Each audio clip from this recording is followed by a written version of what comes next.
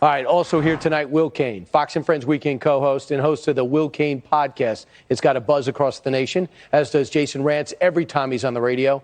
They both join us right now. First off, on these mandates, Jason, you just went through it in Seattle.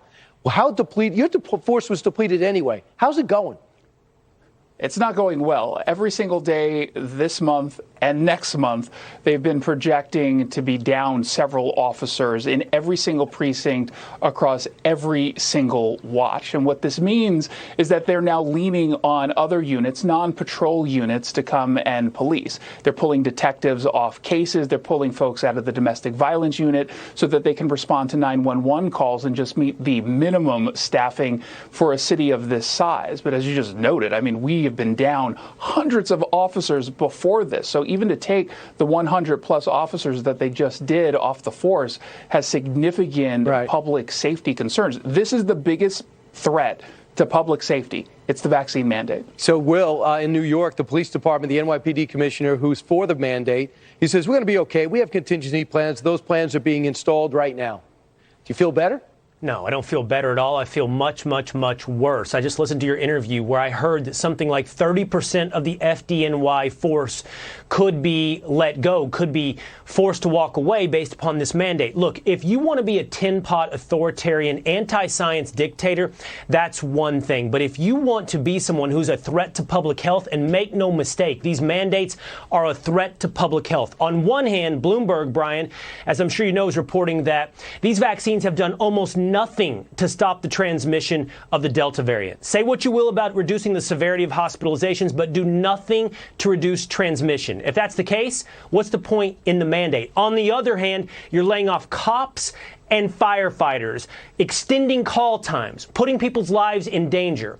Bill de Blasio and every little authoritarian that's into these mandates, you are a public health threat. Make no mistake about it. Yeah, we have herd immunity. It's like being up 61-0 and making sure, doing everything to make sure you have a shutout. What is the difference? We've gotten there. The numbers are so positive they don't publish them anymore.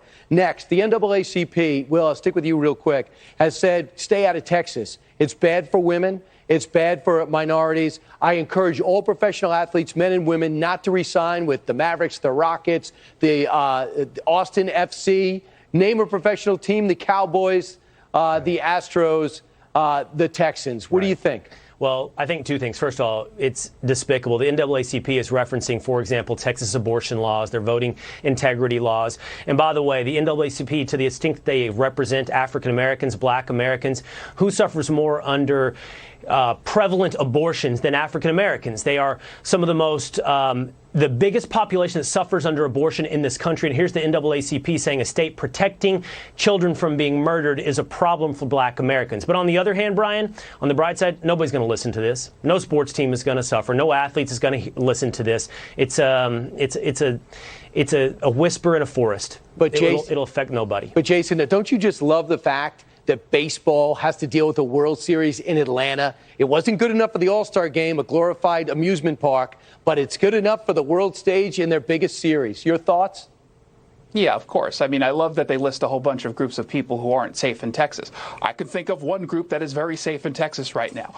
They are unborn children. They will not be harmed in the state of Texas if these laws continue. Look, you push politics aside. I don't care what the NAACP has to say about politics. Why don't you allow the people who are the athletes to make decisions for their own? Although we're clearly going in the direction of just forcing people into taking certain perspectives or shaming them if they don't. And by the way, Brian, just judging on the right license plates, driving around the state of Texas where I live, no one's listening. Everyone is moving to Texas. I was able to actually have a conversation with two NBA owners, and they said, don't worry about it. It's not a big deal. For the record, Jason, you wouldn't know this, but Will did not tuck in his shirt. He's wearing an untucked shirt with his blazer. That's the story that the Weekend Show does not want to tell. Thanks so much, guys. Somehow I knew that. I kind of guessed that. James Murray goes on the Jason, clock be next. honest. So I'm breaking news right all the now. time. Come on, Will. James Murray, get ready. You're on the clock.